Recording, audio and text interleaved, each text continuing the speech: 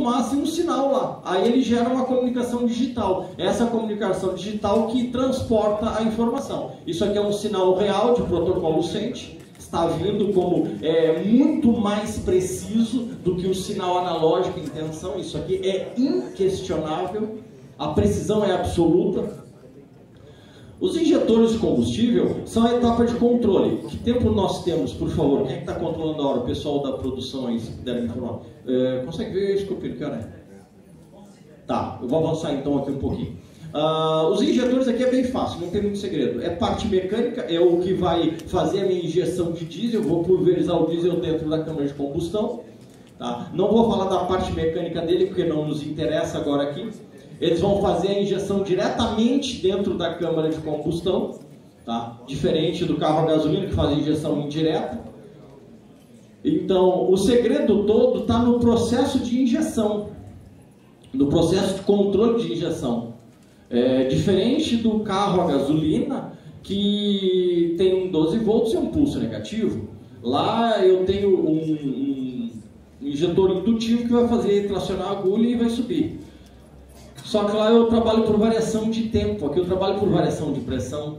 Eu tenho que fazer com que o injetor responda em 400 microsegundos e consiga dar um pequeno volume de injeção lá dentro. E com o sensor indutivo normal é um pouco mais difícil a 12 volts. Então eu vou ter um circuito que trabalha de 55 volts para cima. O menor valor que eu já medi é 50 volts, 52. Então ele trabalha de 55 para cima, vamos falar assim. Então lá dentro eu tenho um circuito dobrador de tensão. Alguns sistemas eles não têm, eles usam regeneração. Eles vão usar a regeneração de energia para recarregar o capacitor. Então eu tenho um transistor, vou falar em transistor, não adianta falar em MOSFET. Eu tenho um transistor negativo que liga o injetor pelo lado negativo. Eu tenho um transistor que liga os 70 volts e eu tenho um transistor que liga 12 volts. Como eu trabalho por variação de pressão e eu tenho uma janela de injeção muito estreita, porque o melhor momento para queimar o diesel é com o cilindro, o pistão em PMS, quando eu aqueci bem o ar lá. Então eu tenho que empurrar o pistão para cima, comprimir o ar, num prazo de tempo muito curto, fazer a injeção. Aí que entra o problema. Como é que eu vou fazer com que o injetor responda de uma maneira tão rápida assim? Põe o circuito capacitivo. Isso aqui é um resistor de carga, isso aqui obedece lei de Ohm. Como é muito difícil eu criar um circuito para medir corrente, botar um medidor de corrente dentro da central, eu uso lei de Ohm, queda de tensão. Então aí, isso aqui é fácil de calcular para chegar nesse resistor. Como eu dou treinamento de reparo de módulos eletrônicos diesel, a gente lida em cima disso aqui para a pessoa entender como é que eu enxergo isso aqui. Então isso aqui está aqui em série, para o processador saber se foi mudado o injetor, se a resistência da bobina do injetor quando ele for indutivo está correta ou não. Tem alguns sistemas que usam o shunt, a gente chama resistor shunt pelo lado positivo também. Como é que eu vou abrir o injetor de maneira tão rápida? Dá um comando e aterra o injetor. Normalmente no sistema diesel ele aterra antes o injetor, varia um pouquinho, mas ele aterra antes do injetor. Aí ele vai lá e eu tenho que abrir, fazer com que o injetor responda muito rápido. Então, eu vou dar um comando para esse transistor de 70 volts aqui, a média geral. Tem modelos que vai a 110 volts, alguns caminhões eu já medi 110 volts. Quando ele deu esse comando para esse transistor, ele pega esses 70 volts e dá uma pancada lá na cabeça do injetor 1, por exemplo. A seleção de injeção é determinada pelo lado negativo. Então ela diz assim, ó, aterrei o injetor 1, dei um comando para esse transistor jogou 70 volts em cima do injetor 1. O injetor deu uma pancada, a gente chama corrente de chamada. Eu vou chamar o injetor, eu vou puxar ele, tracionar e trazer ele para cima. Para ele responder muito rápido, eu tenho que ter muita energia. Então eu uso um capacitor dentro do módulo carregado com 70 volts. Dá um pulso negativo, dá um comando para o FET de 70 volts, os 70 volts deu um soco na cabeça do injetor, ele abriu. Só que como eu tenho mais ou menos meio ohm, não é, Frederico? Mais ou menos meio ohm aqui em cima, 0,6 ohms, tá? É uma resistência muito baixa. 70 volts em cima de meio ohm são 140 amperes. Eu vou fritar esse injetor. Eu não posso manter 70 volts em cima do injetor. Então o que eu faço? Eu uso 70 volts, eu dou, em tese, 140 amperes, não dá 25, 23 amperes. É que ele tem um circuito de proteção lá dentro que ele limita a corrente. Aterrei o injetor, dei o comando para o FET, joguei 70 volts. O injetor abriu, a agulha se movimentou e abriu. Começou a injetar diesel. Eu não posso manter 70 volts. Desliga os 70 volts e liga 12 volts. E começa a modular o 12 volts. Liga, desliga, liga, desliga. Então esse FET ela fica assim, ó, tum, tum, tum, tum, tum, tum, tum. E aí esse 12 volts ligando, desligando, ligando, desligando, ligando, desligando, mantém o injetor aberto com uma corrente menor. Corrente de manutenção. Corrente de chamada. Chama o injetor, abre. Corrente de manutenção. Mantenha aberto com uma corrente menor, porque agora é 12 volts em cima de meio ohm. Tá? Então, eu uso 70 volts para chamar o injetor e eu uso 12 volts para manter ele aberto. Por isso que muitas das vezes o pessoal que... Eu acho que vocês não conhecem ainda, é uma coisa que é nova no mercado, tá? Começando, vocês não devem ter visto ainda, nem, acho que nunca viram falar do tal do osciloscópio, tá? Não devem ter visto ainda no mercado, tá? Então, se algum dia vocês verem o osciloscópio lá e verem um gráfico, o pessoal se perde assim, Flávio, eu não consigo entender esses sinais aqui. É por causa desse circuito de 70 volts. Então tá aqui, ó, tá aqui ele um pouquinho mais limpo, um pouquinho mais limpo. Fizemos um curso de osciloscópio, não fizemos em 2004, 2005, acho que foi, não lembro, acho que foi mais ou menos isso aí. Estavam inventando a roda, acho que nós tínhamos feito o curso de osciloscópio já. Olhem aqui o sinal filtrado. Eu tenho um equipamento que eu desenvolvi para limpar o sinal, porque o pessoal se perdia e não conseguia entender o que está acontecendo com o sinal aqui. Aqui é um sinal real, limpo e filtrado. Olha os 70 volts em cima do injetor. Olha a base de tempo, isso aqui assim varia de 250 a no máximo 500 microsegundos. A média geral é 400 microsegundos. Tá? É menos da metade de 1 milissegundo o pulso de 70 volts em cima do injetor. Deu 70 volts, o injetor abriu. Só eu não posso manter os 70 volts. Tira os 70 volts e fica modulando 12. Por isso que ela tem esses dois circuitos dentro do módulo. Isso aqui está lá dentro do módulo. Isso aqui está lá dentro do módulo. Circuito de alta, circuito de 12. Então o terra, aqui o processador seleciona, o sensor de fase diz, é tal cilindro que está em compressão. Então beleza, se é tal cilindro, eu ligo o FET negativo, dou 70 volts, tiro 70 volts e modulo 12. Então eu tenho isso aqui, ó. O serviço de quarto aí chegou, pessoal. Só falta vir com uma saia. Brincadeira, meu amigo. Eu vou ter que cobrar esse do Eduardo lá, o Esculpino. Vou cobrar esse do Eduardo lá da Remofera, o Fred. Então, olhem aqui, ó. Olha o sinal analisando a tensão e a variação de corrente com alicate amperimétrico. Ele deu 70 volts, a corrente subiu, tirou 70 volts e modulou 12. Eu regulei a corrente dentro de um parâmetro máximo admissível para aquela construção. Flávio, mas e aquele outro ali? Aqui eu tenho a pré-injeção e aqui eu tenho a injeção principal. Você pode ver que deu 70 volts, tirou e modulou 12. Tá, mas e esse sinal aqui agora? O que está acontecendo? Eu não tenho esse sinal aqui? Olha o sinal de 70 volts e o de 12. A corrente subiu, modulou 12, a corrente se manteve, desligou, a corrente caiu. O que é este sinal aqui agora? Tá, mas e cadê a modulação? Esse aqui é o lado negativo do injetor. Isso aqui é o lado negativo. É isso aqui, ó. É isso aqui, ó. É o lado negativo do injetor. Tá, mas e para que serve esses diodinhos aqui? O que esses diodos estão fazendo aqui no circuito? Vocês estão vendo isso aqui? Estão vendo isso aqui? André, tu fez curso de ignição? No osciloscópio tinha a parte de ignição. O pessoal fizeram curso de ignição em Santa Maria. Fizemos lá, eu não lembro aí se tem mais o vermelho, acho que fez ignição há muitos anos atrás, tem alguns amigos que já devem ter feito aí. Lembra da tensão reversa do primário da bobina? O primário da bobina de ignição?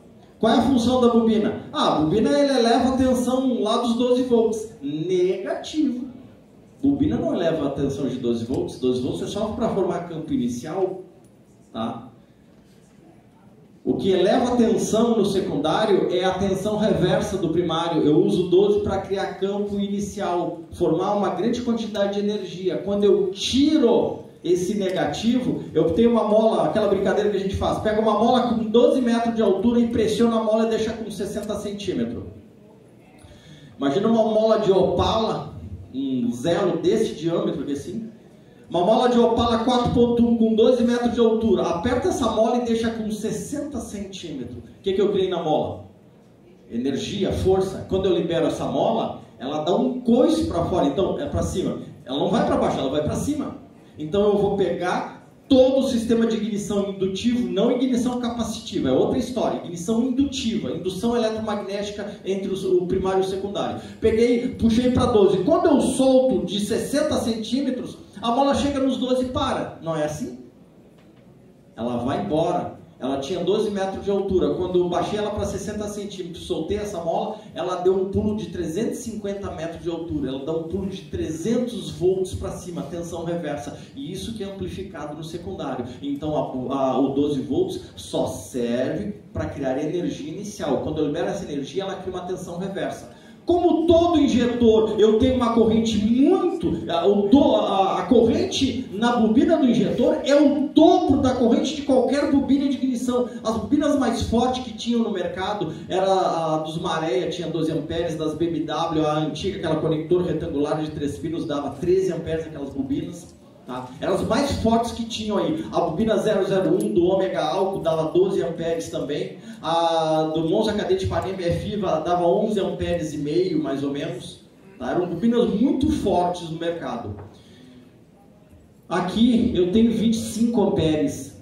Quando eu libero toda essa corrente, ela dá uma contratensão reversa alta. Aí eu vou regenerar isso aí. Eu vou pegar essa tensão de positiva reversa do lado do negativo, lá que eu liberei a mola, ela deu uma tensão reversa. Eu vou direcionar isso aqui. Por isso que eu tenho esses diodos aqui, porque quando eu tiro o lado negativo, a tensão reversa é direcionada para esse diodo para fazer o quê? Regeneração. Vou recarregar o meu capacitor, vou ajudar a recarregar. Tem alguns modos, a família 15C, ela não tem circuito dobrador, não tem amplificador. A 16C já tem, a 15C não tem. Então na primeira virada o capacitor só tem 12 volts. Deu uma virada, gerou pressão, passou de 180 bar nas Ducato 2.8. Aí a central viu, eu tenho pressão suficiente para fazer injeção. Então vai lá e dá um pulso no injetor. Na primeira tensão reversa já dá 70 volts, já ajudou a recarregar. Ele já dá aqui assim, encheu o pulmão. E dali para frente vai embora. Isso aqui não é só na hora da partida, isso aqui é sempre. Se for daqui a Fortaleza ele vai dar 70 volts em cima do injetor. Então assim que é feito o processo de controle, porque eu não tenho variação de tempo, eu tenho variação de pressão. Tá? Então aqui são os sinais reais capturados com o osciloscópio. Aqui é o lado do positivo, os 70 volts e o 12. Aqui é o lado do negativo, tensão reversa, que é usada como regeneração. Olhem aqui a variação. Olha o lado negativo, é que a imagem tem uma imagem vermelha de fundo, talvez todos não consigam enxergar. Deu 70 volts, olha que ela aterrou o injetor, deu 70 volts, a corrente subiu, tirou 70 volts, modulou o 12, a corrente caiu, tirou o lado negativo, a tensão reversa direcionada pelo diodo, recarrega o capacitor. Nesse pequeno prazo de tempo a corrente caiu, ela aterra de novo o injetor e começa a modular. Então isso aqui, ó, tensão de chamada, tensão de controle, corrente de chamada, corrente de controle, corrente de manutenção final aqui. Tá? Então isso aqui é como o sistema funciona. Como eu tenho que trabalhar com variação de pressão, o meu tempo tem que ser muito pequeno. Para mim, o meu tempo ser muito pequeno, a resistência do injetor tem que ser muito baixa, para ele responder muito rápido. E eu tenho que botar uma tensão elevada. Só que aí eu tenho que fazer esse controle. Assim que funciona o sistema capacitivo. Aqui mais uma imagem, aqui a corrente está subindo. Aos 70 volts, modulou, deu 70 volts, modulou 12. Aqui está melhor, ó.